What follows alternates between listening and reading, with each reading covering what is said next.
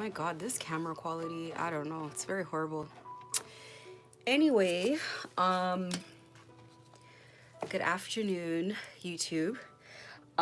Please excuse my hair. It needs to get redone. I haven't redone it. It's like dried gel. It's like all kinds of things going on. I'm sorry. I look at other people that go on live and I'm like, wow, they look like they've done their makeup and they're, I don't have time for that. I have a lot going on. Anyway, I haven't been online in a while. Well, it's only been one day really. But there are a couple things that I have to talk about. I kind of had a little schedule for myself, but a couple things did come up, and I kind of feel like I should address those things first. So let me go ahead and do that. So one of the first things I was moved to do, I feel like I didn't do a good enough job last time about how to go ahead and set up an altar. I always figure if something happens to me, not that I always figure, when certain things happen to me, I know that it is a habit of the people who are spiritually attacking me. And so I feel the need to come on and give the advice of how I deal with those things spiritually that happen for people that need to know and kind of need to understand themselves. So, the first thing I want to talk about is how to build an altar in your home, an at home altar. I've become distrustful of churches. A lot of cults hide behind churches. That's something the police told me about, that a lot of these people hide behind churches. So I don't feel the need to go to a church. I've had gang stalkers invite me to church before, so it's just not something that I'm going to do personally. So I do praise and worship by myself at home. I don't necessarily have a day that I do it. Like people have a day that they go to church, which is Sundays. Not me. I don't. I go to church any day, or I have kind of like a little service, if you will, by myself in church any day. It could be, hold on, I'm just setting this up so I could see my comments here on my laptop. It could be any day. I'm not really picky about one way or the other. Okay, just need to see my live chat. It could be any day, not a big deal for me. So putting together an altar is something that happened naturally for me. It just kind of happened. It's not something that I consciously made a decision about. It was just something that was a natural evolution of having a spiritual relationship. So, it was like a physical relationship that ended up manifesting in the physical because of the joy that I found in it. So I found joy in prayer. I found joy in, it was fascinating just talking to God, asking for advice, getting responses back, feeling always surrounded, by spirit. So it just was natural. So it was like, say something positive happened. It was a very tough situation that was happening in the beginning, but a lot of the toughness of what was happening was being kind of like, I was feeling numb to it because of the spiritual experience that I was having at the same time. So one of the things that was going on in this situation, I guess, was if I were to have a celebration. So I talk all about like my business journey. I had a store in the mall, and so if I had like a day where I was praying and I was saying, God, please let me have a good day at the store tomorrow, blah blah blah. And I did end up having a good day or a better day than normal. It was like, let's say the kids and I on the way home, I would stop and get like a bottle of wine and like some extra treats for dinner, like, some nice baked goods or whatever. I would just pick up a few extra and I would just kind of place them in a special place in my room. 3 glasses of wine as well as 3 extra desserts, and I would just kind of set them out, and it would be symbolic for me. It wasn't like I was expecting anyone to consume it, but it was just symbolic of like we're all celebrating, and then we all would pray together and be very thankful, etc., etc. And then that became a routine. And it was like I was always just buying the very best of fruits that I could find, the most exotic fruits, like really nice desserts, making really nice meals. Certain times of the month, it would be like just a special occasion. Certain times of the year would be very special. I celebrate the anniversary of, so I celebrate birthdays of people who've passed away, as well as the day that they've, not just when they were born, but when they passed away as well. So that was to me not necessarily, I didn't look or feel about it like it was a spiritual thing. It was just more so feeling connected to the other side, and also feeling very assisted in everything that was going on. So that's something that I want to pass on now, because I started to realize that the more connected I was, which is kind of obvious when you think of it now, but I want to talk about enhancing a spiritual journey. Like, I was already spiritual in the sense of like meditation and being interested in kind of like reading birth charts and stuff like that, but not necessarily in like a spiritual warfare type of way. I'd been through spiritual warfare before, but this was just like a whole new world that was opening, but it was very organic, and it wasn't necessarily self-directed, but it was definitely something was directing me, and the direction was coming from all different sources, all different avenues, all different ways, but it just kind of all worked together. Something happened with having an altar. So first of all, I didn't realize at the time it was an altar, and then I got on Twitter and I realized people had very like immaculate altars, and then I got obsessed with just having an altar. It was really nice. It started off with having my grandmother's favorite flowers, then her favorite fruits. Actually, the flowers and the fruits happened together. It was also, I would also have like my crystals on that desk as well, desserts, and we'd put out food and stuff like that as well. It was also the table that we ended up having candles lit on. So, you know, I've always been a person that's always had like water next to my bed and candles, but I'd never have like offerings and stuff like that. So this was my vanity table, and so the flowers just made sense being there, and then it was fruits, and then it just kind of like grew from there. Then it was like I wasn't feeling, I don't know, like there became a period where things became very chaotic, and I wasn't keeping up with putting that stuff out as much as I should. And I just felt off about it. And then there came a point where it's like spirit would remind me of the importance of making sure that I kept up with it. And I realized, oh, like I'm actually supposed to do this. It's not just like something I'm feeling self-directed to do. It's something I am supposed to do. So it's been a couple times in my entire journey that I have been reminded to keep up with my altar. And so that's why I'm making it such a, I'm making it a big deal to talk about having an altar and putting an altar together. So I'm gonna go step by step on the things that I think you need on a very basic level to have an active altar. First of all, an altar is a space that's supposed to stay very clean. It is supposed to be elevated from the floor, so you don't want to put an altar on the floor. You want to get some sort of a platform that is a little bit elevated. If you're going to use like a box or a crate, then get some sort of cloth to go over it, and then put your altar over top of that. Now, I personally, I put fresh flowers on my altar, and I change them often. If you have a family member who's passed away at the cemetery, you're going to put fresh flowers, and you're also going to light candles. So I use these 7-day candles. It's a candle that is in a jar. That is because when you light it, you're not going to blow it out. Now, before, I used to have just like one of those normal candles that are probably going to stay lit for like a couple hours in the day.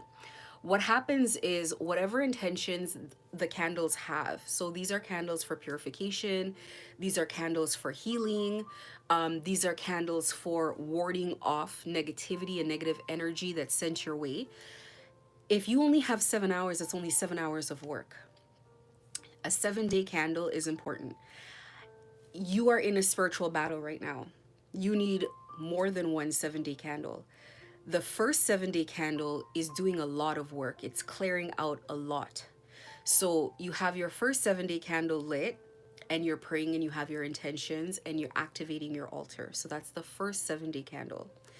Before that candle is done, so when that candle gets to like about here, I would start lighting another candle and placing it on the altar, so that no candle, so that the second candle starts its work before the first candle is even done. You want to keep it purifying your life, because people are sending you a lot of negative energy. They're sending you a lot of trickery, a lot of scams, a lot of lying, a lot of word witchery. They're lying about you, they're slandering you, they're trying to stop your business, they're trying to block your path in life. So you want to make sure that you have protection from that. Now, you will see improvements in your life, improvements in your mood, improvements in your sleeping habits, improvements all around, just by having these candles lit. The white candle is for purification. Lighting a candle, it's almost like, I'm not saying it's gonna automatically shield you from spell work, but it's really gonna do a lot of the heavy lifting without, in your home, without you having to do much. When you're out of your home, as you're out of your home, there's still gonna be healing going on within your home. So it's really good to have that going on as well. So that's the 7 day candle. I would put that as the first requirement. The second requirement is water. Always water, always fresh water on your altar. Water is very important in spirituality. It's very symbolic. You can't live without water. There's also a theory in science that life came from water. People who are very spiritual believe that they are protected through water. On my altar, I use these little guys here for water, and that is because I do not have infinite space on my altar. Now, there are people who have large altars, okay? I'm not a person who worships, I mean, I connect with different spirits, but I predominantly, it's my ancestor, God the Mother, and God the Father. That is the core and the center of my world. So that's who I have altars for. I've considered altars for other spirits. It has to be always be directed by my ancestors, is how I feel. So I haven't done that yet. Not to say that I wouldn't in the future, but I'm not 100%. If there feels a strong need, then I would. But I use these guys for water, and I change it every day, if not every other day. I wish I could show you guys. No, I can't. If I could show you existing vessels of water from my altar, when it's fresh, the water is clear. And then because of the spiritual attacks that I face, especially at night when I'm sleeping, I wake up in the morning and there's usually bubbles on the water. And if I wouldn't change that water for a week, the entire thing would be collecting energy, because I literally have energy thrown at me every day. And that's no different from you, for you guys, if you're going through spiritual battles and spiritual warfare as well.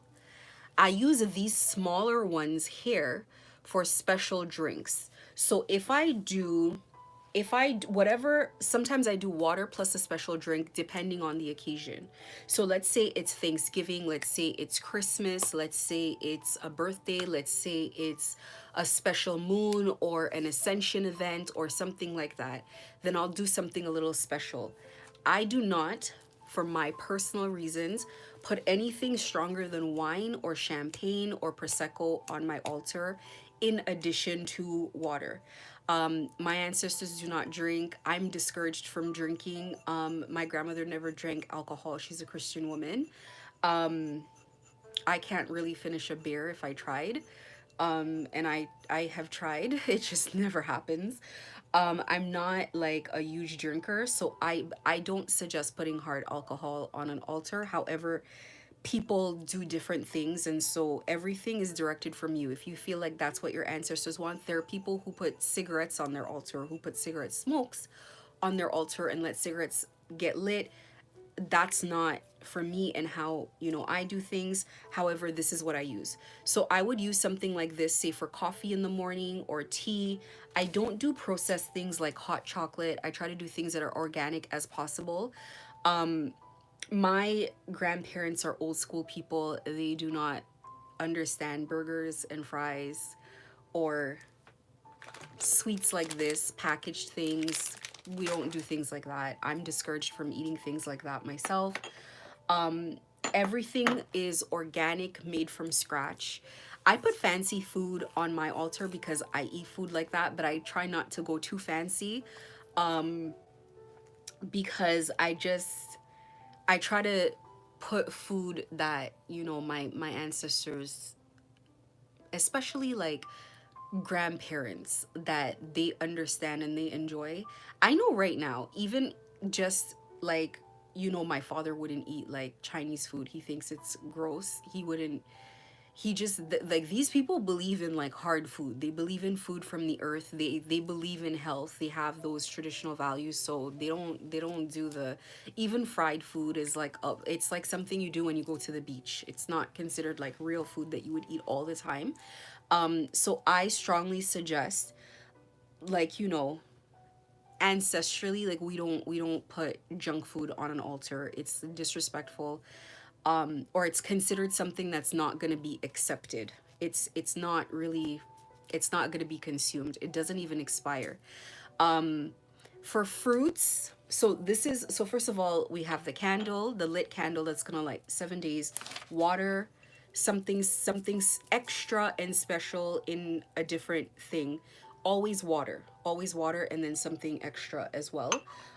Now these, I didn't even go out and buy these. I bought desserts from Costco. This was tiramisu came in this, and I think this was like cheesecake or like creme brulee came in this. So it wasn't like something that I went out and bought, but the containers were so nice. I just like felt I would keep it. Then for food, because I do food every day, one meal minimum every day. I don't cook more than once a day typically. So just whenever I cook food, I will make sure that I put food on the altar. We all eat together. A container about this size or smaller. Now, I don't use this myself. I'm just demonstrating the size of the container, and I don't put plastic. Like, my dishes for my altar are special altar dishes. Nobody else eats from them, and we keep them away from our normal dishes. They're very pretty ceramic dishes. So they're really nice, and they're special just for the altar. I take pride in my altar. I think there are a lot of people who do. Like, I it's like a sign of respect. It's not required.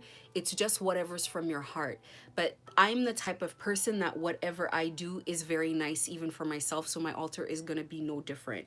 But some of the meals that I make, because I have, say, a starch like rice or some type of carb, plus a meat, plus vegetables, plus a salad, it would require a container like this. So it's approximately this size. It doesn't have to be a lot, but it does have to be something. If you're eating for the day, they should eat for the day. And if you're not eating for the day, then they're, you know, if your relationship with your spirit guides is strong, they'll remind you, like, there's nothing on the altar. They'll remind you of that. You got to do something. So sometimes I find myself cooking, even if it's like 10:30, just not even for myself, but to make sure that there's something on the altar. So a container like this, I would suggest not plastic. Like, go to the dollar store and just get something. If you get something like this was something else I found in my cupboard to show, but this is too small. I think this is too small. Now, I would suggest, you know, for me, I have three placements on my altar. Everybody's different. I would suggest three. God the Father, God the Mother. The Holy Spirit is like a spirit guide of protection, of kind of walking you through very difficult, tough situations, tough cycles, but she's always with you. She's always been with me. I've always known she's been with me for like a very long time. Even before getting close, I could see how protected I was, and I could see how things went for people who went against me. So it's all no surprise how things are turning out in my life right now. I've seen it, and quite frankly, I warned people about it before they got themselves in the situation. So to go down the list again, you want 7-day candles if you're going through spiritual warfare. I have white. You can also get black candles because black candles ward off evil. and heavy work. People use black candles for more than just that. They put other intentions on there, but I would recommend white and black just to start. Um, you want to have water and you want to have food as a basic and not processed food. Um, if you want to do something a little bit extra to the food to complement it, baked goods or sweets, but things that are not processed as much as possible. I've one of my exceptions to the rule is like wrapped up candies, wrapped up candy balls and stuff. Like my grandmother used to always have those in her purse, so I don't mind stuff like that, but not too many. And then the other very accepted form of offering is also fruits. So I do fruits that we would have back home. I do exotic fruits. I do very nice fruits. Sometimes I do basic things, but I do a variety of fruits, and I make sure that I have 3 pieces each of each thing at a minimum. And I kind of set them in nice little piles on my altar. You don't need to do a lot. I think replenishing my altar maybe costs me, I want to say $15 a week. And that's not including food that I cook at home, because a lot of it just comes from my normal groceries. But we're talking between fresh flowers and between fruits. I maybe spend like 6 to 9 bucks on fruits, like hands of grapes and like strawberries and things like that. You can also do nuts and things like that as well. So if you're looking for what you should put on the altar, you can always Google it. Different cultures do different things. Like Indian altars look very different. Like Indian or Hindu altars look very different from, say, I don't know if Muslims really do altars. I don't know if they do or not, but different cultural altars look different. Like Asian culture, like altars look a lot different. And some people have altars or places of worship in their business as well, at the entrance of their businesses and stuff. So I just push people to not look at altars as something that is pagan, but really just a symbolism of constantly acknowledging your ancestors, keeping them close, asking them for guidance and protection, and always being of service to them as well. Um, After the altar, after the food, after the fruits, there are a couple other things that you can have on your altar. One of the things that I put on my altar is I will put, like, now this is not actually from my altar, this is just in my cupboard. I collect these jars because sometimes I like make my own pasta sauces and stuff like that, like my own broths and whatever, and I put them in here and I put them in my deep freeze. But I would use like a jar like this and I would put prayers in there. So just a prayer in a piece of paper folded and put in here and put it on my altar. Um I suggest, I mean, you could do something like that if that works for you. If you would prefer to just pray about things, that's up to you. It's really about symbolism and a personal relationship. Um I've heard of people putting keys on their altar, and one lady was asking like, what is the key for? And she's like, any door that I need opened. It could be a new home, it could be a new car, or it could just be a new situation in life. So some people put keys, some people put money as offerings on their altar. It is a personal relationship that you have. So whatever is symbolic for you. You know, for me, in a perfect situation, I wouldn't just have an altar, I would have like a temple in my house. And there would be a huge selenite tub and there would be lots of salt and it'd be all of these things, and it would be lovely. If I had the money, I would put rubies in my wall. It's just about whatever is symbolic for you, whatever makes sense for you, and whatever is a safe space. If you do not want to do fresh flowers, then I would do like a fresh plant. There's a lot of stores, like grocery stores, you can go and get like a $6 or $7 plant. Again, I'm not advocating spending a lot of money, but just making the effort and keeping up with it and making sure like the plant has a little bit of water, it's taken care of, etc., etc. So there's that. Make sure you have a lit fire on the altar and water on the altar at a minimum, and food at a minimum. I have smoke going everywhere, but I would do like an incense stick on the altar as well. The point is, all of this keeps the altar alive. It's like having a house. If you don't have a candle lit and you don't have water, it's like having a house with no running water. The lights aren't working. It's like off. It's dead. So you want to keep it alive. You want to keep your prayers, keep it alive. Your energy, talking to your ancestors is very important. And I don't always mean asking for something. It could just be saying thank you. It could just be like, oh, I saw what you did. Or, just conversing in like a normal way and just keeping up with that relationship. So I felt pushed to talk about how to set up an altar. Um Praise and worship, it's important. It is important. It is important. It is important. Um I've had times where I was too tired to pray properly in the way that I should. And then I suffered for that at night. I either didn't sleep well or something happened. I've had nights where I prayed very well and there was something else that they wanted me to see or experience, and I did, and it really pissed me off. Prayer and praise and meditation, it's extremely important. You have people doing the same thing, only they're doing it to dark entities and they're doing it in a very ritualistic way. And so you want to cover yourself. You do not want to keep yourself exposed to these kind of entities and these kinds of people. Some of the things they do are a major violation to you. You're going to feel violated spiritually. So make sure you do that. One of the things that I constantly have to deal with since relaxing a bit and not going to either store has been dealing with anger that is not mine. On a regular day, I'm fairly peaceful and I'm going along my business. And sometimes it's like I'm picking up on people's rage. And I'm not going to say anger, I'm going to say rage. Somebody has an anger problem, and I cannot imagine the amount of energy that's being expended just by being this angry all the time. There are people who, excuse me, these are people who do not prioritize peace. Peace to me is extremely important. Like even with my children, I always have a very peaceful home. So for me, I cannot imagine how people are so okay to deal with or live in chaos like this.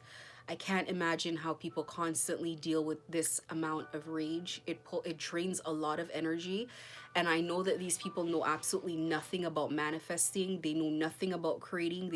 They're thieves. So that's why they can deal with this level of chaos. It is ridiculous. When I am picking up on this energy, I have to calm myself down. A lot of the times I will play music. I'll have background music like this. It'll be praise and worship music. It'll be gospel music. Although I am not Christian, I grew up in a Christian home, so I relate to stuff like that. Give me a second.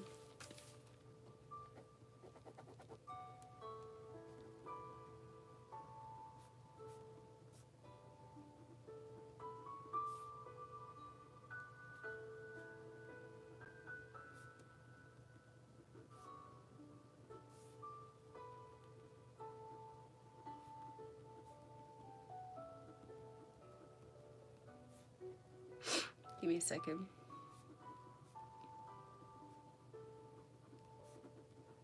Okay. So when I'm dealing with that, it's just like, it's ridiculous. So one of the things that tends to happen is these people are relentless with attacking my devices.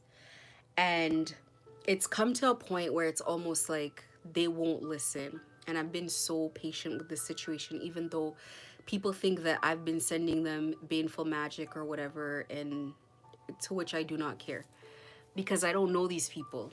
So if I don't know you, there's no reason I should want to send anything to you, unless of course you send stuff to me and it got sent back. Now, I'm past that. I'm no longer patient with people, and the tit for tat that they're looking for is definitely something that I've been talking to God about. And that is where I'm ready to rest with things. It's if it's a tit for tat they thought I was doing, they're going to understand whether or not it was tit for tat now. So I don't really, I'm at zero tolerance now for nothing. I don't care how small it is. I do not care. I don't care how small it is. So it really is a situation where I've ramped up my prayers like 400, 500%. Everything is a prayer. I'm not putting up with anything until this guy gets out of here, until his friends get out of here, until his spiritual family, whatever it is, they get out of here. It's like I'm not putting up with anything, and it is what it is, because I'm tired of being violated, and like I just don't care. So, for me, there is no point in responding with anger or exhaustion or any of that. I just respond with returning energy, and that's it. And it's no longer times three, because times three is not enough. It's like people are not understanding. They don't I realize that these people are never going to understand anything. I just realized that. So it just makes sense to bury them in their own work and let it be what it is. That is why there's all this rage, is because of all the work that keeps returning, but they don't stop. So there's no point in me getting mad and like, always going to God like, listen, when is this going to end? I have the ability to make it end. So there's no, and I really want people to look at things from that perspective. You have an ability to make anything end because you can pray. You can pray. You have a mouth, you have a mind, you can pray. Ask God for what you want and just call it a day. If you have ancestors that care about you, there are certain things they will just not do. They will warn you and they'll tell you, they'll block something that you want and they'll tell you never do that again. Do not try that again. They will tell you. Okay, everything you do is supposed to come from a good heart and a good place. When you have spiritual protection and ancestors that want to keep you on the right path, they warn you, and they don't stop warning you until they give up on you, until you really have just gone the wrong way.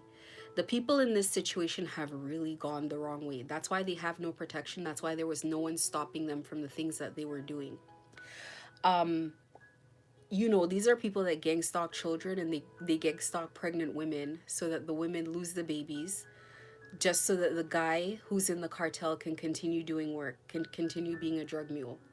And if that is not the height of evil, gang stalking a pregnant woman, then all hope is lost. Somebody asked, what is a karmic child? And I want to explain that in a lot of detail. This is what karmic children are, okay? If we are in a zombie apocalypse and one person is full on zombie, like they've turned, and the other person is human, and the two of them have a child, would you call that child a human child, or would you call it a zombie child? That's up to you to decide. Perhaps it would be a debate, okay? But if you have two fully turned zombies, like bit and fully turned, and they have a child, what would you call that child? That is a zombie child, right? I think we can all agree. I hope we can all agree. So you have this full zombie child. And there are those who would say, oh, but it's just a child. We should keep it alive. So let's go ahead and let's say we're in the process of cleaning out this apocalyptic world that we're in. We're clearing it out of zombies. And so we got rid of all the adults because our conscience, let's say, said it's okay to get rid of adult zombies because they're really bad. But we, for reasons of maybe conscience, we said we can't get rid of zombie kids because they're just children. Okay, they're zombie babies. They deserve life. And so now we're trying to integrate them into society because, it's not humane to keep them in cages. And we get things under control. And then one day there's an outbreak at a nursery and a zombie kid starts biting the other kids. And now you have 30 infected kids and adults and people who've already gone home. And the whole outbreak breaks out again. That's what a karmic child is. That's how it's spiritually looked at. That's the best example that I can give you.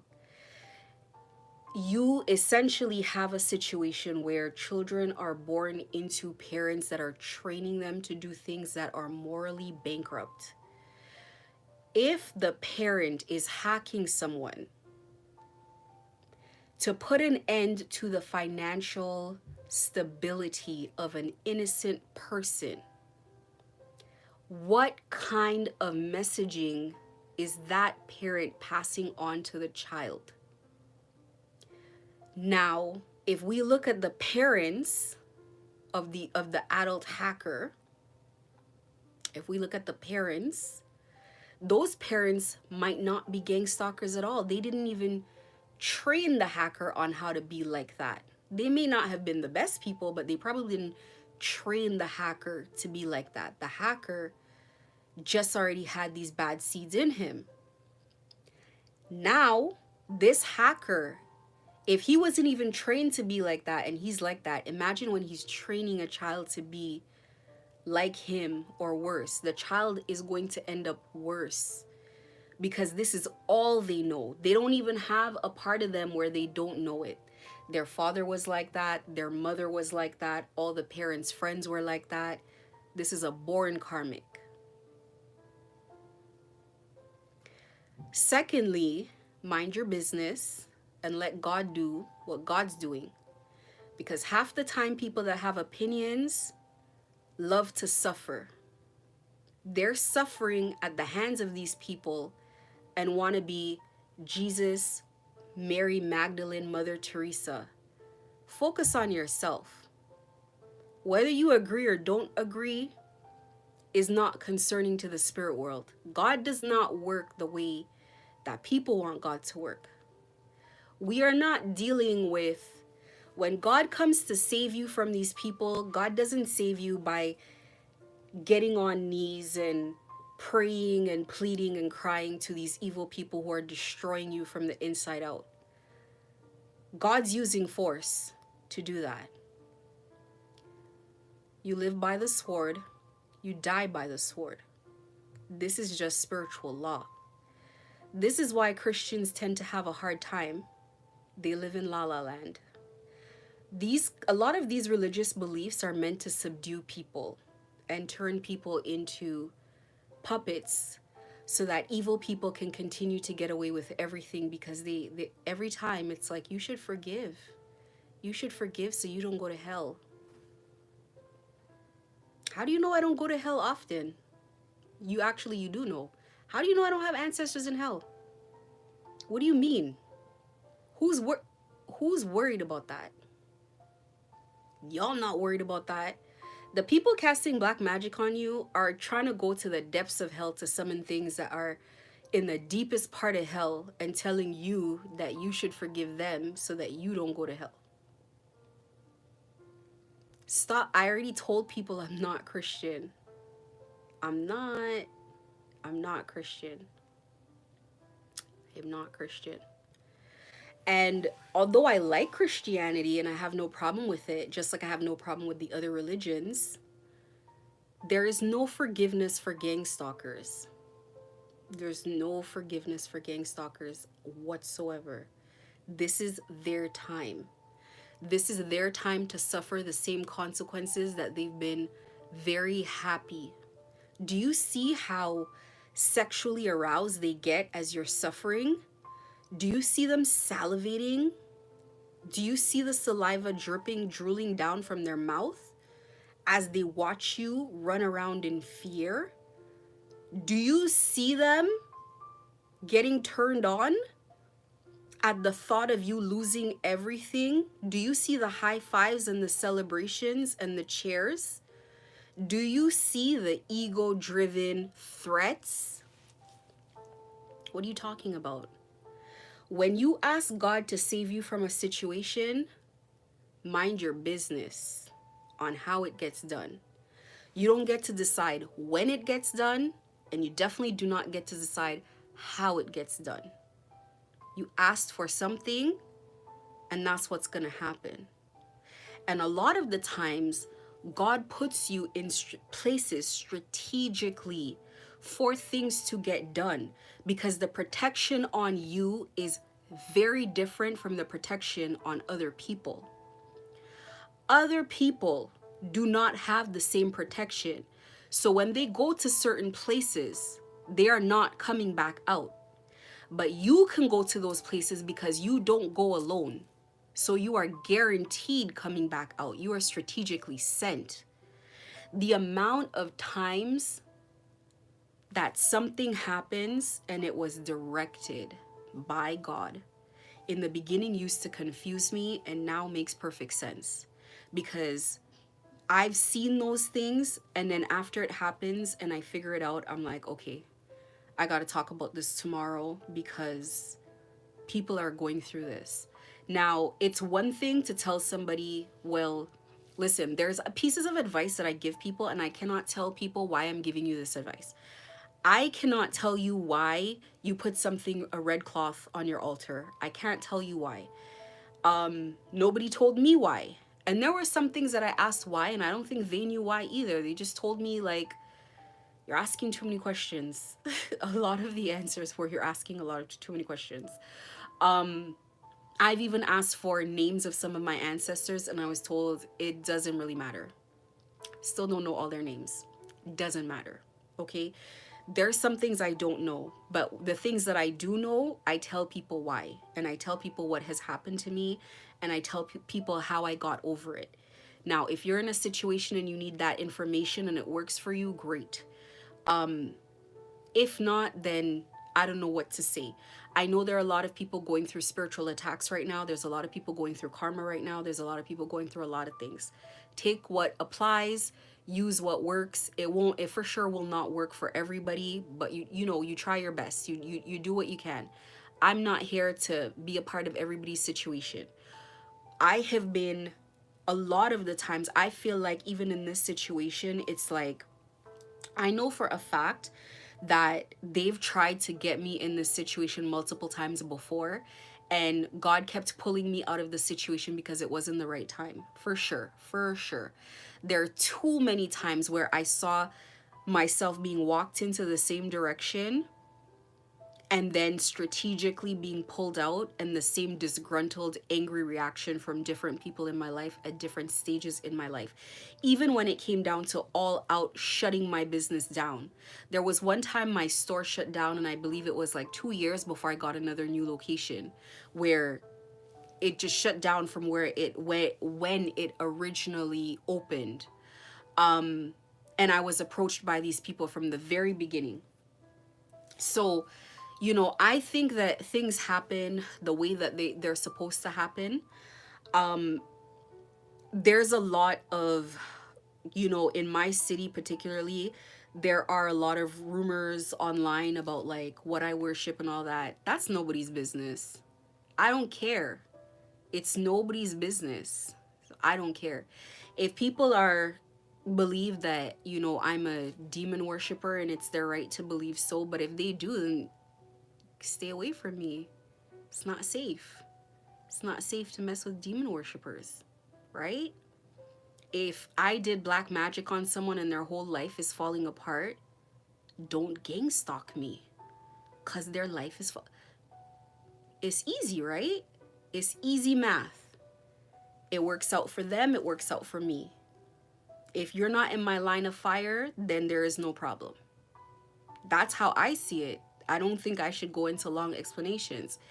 If you're in a situation where you're going through something and you recognize that you are having a lot of black magic thrown at you and you are being gang stalked and you need help, and you're realizing that not just this year, last year, but you've been bullied with black magic for a long time based on maybe some of the things that I've said, and it resonates with you, then great. This information is for you. Learn as much as you can and shield yourself from what I guess gang stalkers call energy work, which I recognize as spiritual warfare. Shield yourself from it, as much as possible. I share, what I can share, because I think there's a lot of things that you probably shouldn't share, because falling into the wrong hands, people don't know how to behave themselves and control themselves. People are heavy-handed, and because they can do things, they just do it. And the spirit world is not a world that you should go into lightly without respect. it's like playing with live ammunition and never having dealt with things like that before. You're not even supposed to go in there untrained and by yourself. And a lot of people don't even know if they're by themselves in there or not. They're just playing with whatever energy they run into. It should not work that way. It should not work that way. That's one of the things that I've said from the time I've started talking about things. You shouldn't just do things just because you can. Just because you find something online that says if you do this, this, and that, it works, and now you get all nice and turned on and excited, and you keep on repeating this. This is how people found themselves where they are today. This is how they found themselves as deep as they are today. It's a bad idea. Don't do it. Find your ancestors, find light spirits, get your heart right, get your karma right, and take care of yourself, and take care of yourself spiritually. And don't raise your hands on people. You have absolutely no idea who people are in the spirit realm. Spiritually and physically are two different. It could be polar opposites. You have no idea. You need to leave things alone. That is the best that I can say. I'm gonna have to make a chart probably about itemizing the things I talked about putting an altar together for those who are so inclined and people who are interested. But what I did want to say, and I forgot to say this, anger will block your progress, your blessings, your spiritual guidance, and everything else. There's a saying that says, don't go to sleep angry, and they're talking about relationships, but that is really important in general, and especially when you're under spiritual attack. The lower your vibration, the more things hit you. If you're doing all the spiritual work you can and you're angry, your prayers aren't even reaching. They're not even like it's lifting up and falling down. So you really need to be in good spirits. And that's why I always say it's not fake. The best way to be in a high vibration is living well with people. Your vibration is blocked by guilt, feelings like guilt. Guilt is one of the lowest vibrations. The lowest vibration is shame. It's not hatred, it's shame. Shame is a reaction to something you did. Shame is what happens when you have to face yourself. That's why a lot of people do not want to face themselves. They do not want to face their actions. And to them, they can deny it to themselves personally until it's put in their face publicly. It's how narcissists are. They don't like to face what they've done. So when you're in a state of shame, meaning that you're actually guilty of the things that you've done, it's difficult to pray, because how do you talk to God? How do you call on to God and say, hey, protect me from what? From the consequences of your actions? So you have to get all of that stuff right first. You have to heal it first. Just like, and shame can come not just from self-directed actions, but from things that happen to you. So say, you've been, molested in some way. You've gone through something very traumatic that you haven't healed from. And for whatever reason, it brings you shame, or you feel some sort of depression, anxiety, anything like that. Those are low vibrational behaviors that need to be cleared out. These attitudes need to be cleared out completely before you can really start praying, before you can really start, looking for acceptance from God, before you can start connecting spiritually. So there's all of that has to be taken care of, but the anger is no better. The anger is no better.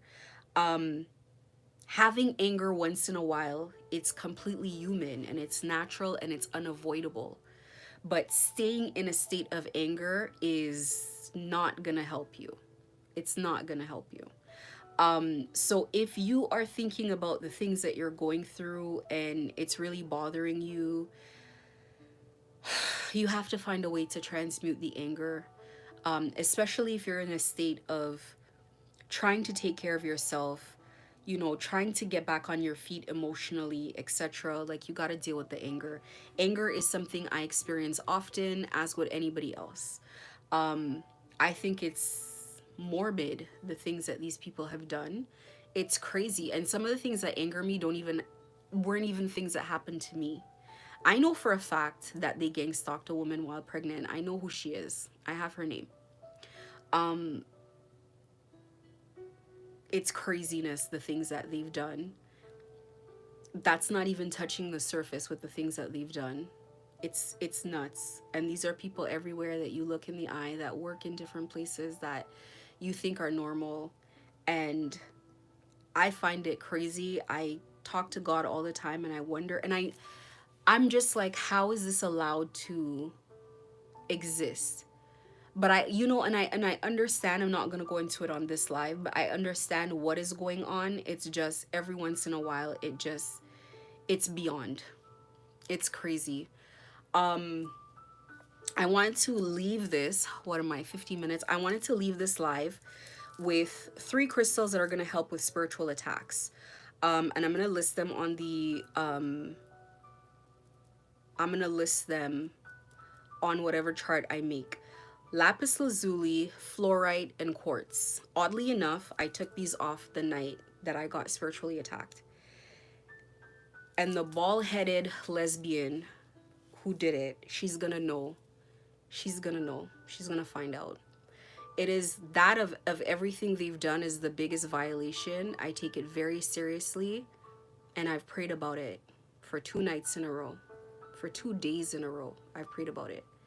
I didn't want to come on yesterday because I was very angered by that. So, good luck. I'm gonna list what these are.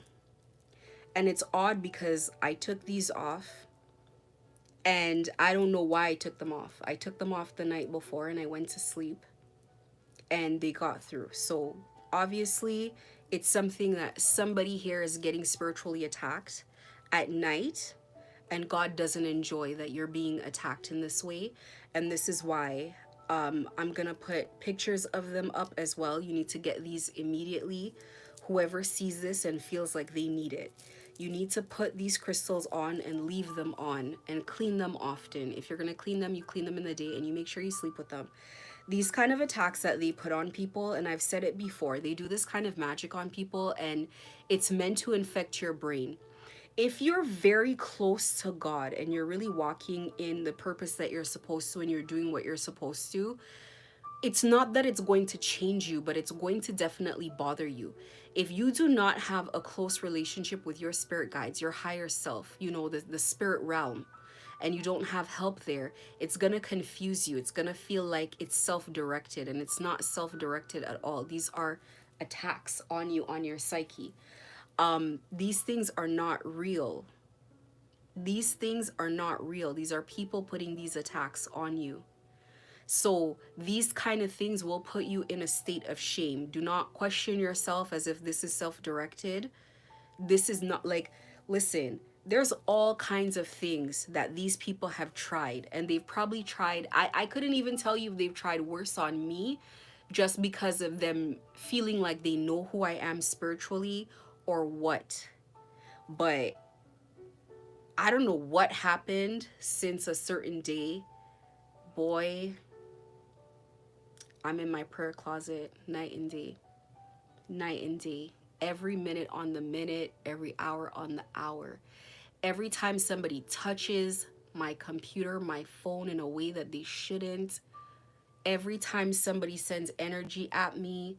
Every time I feel a bit of your anger. Every time you're in my space.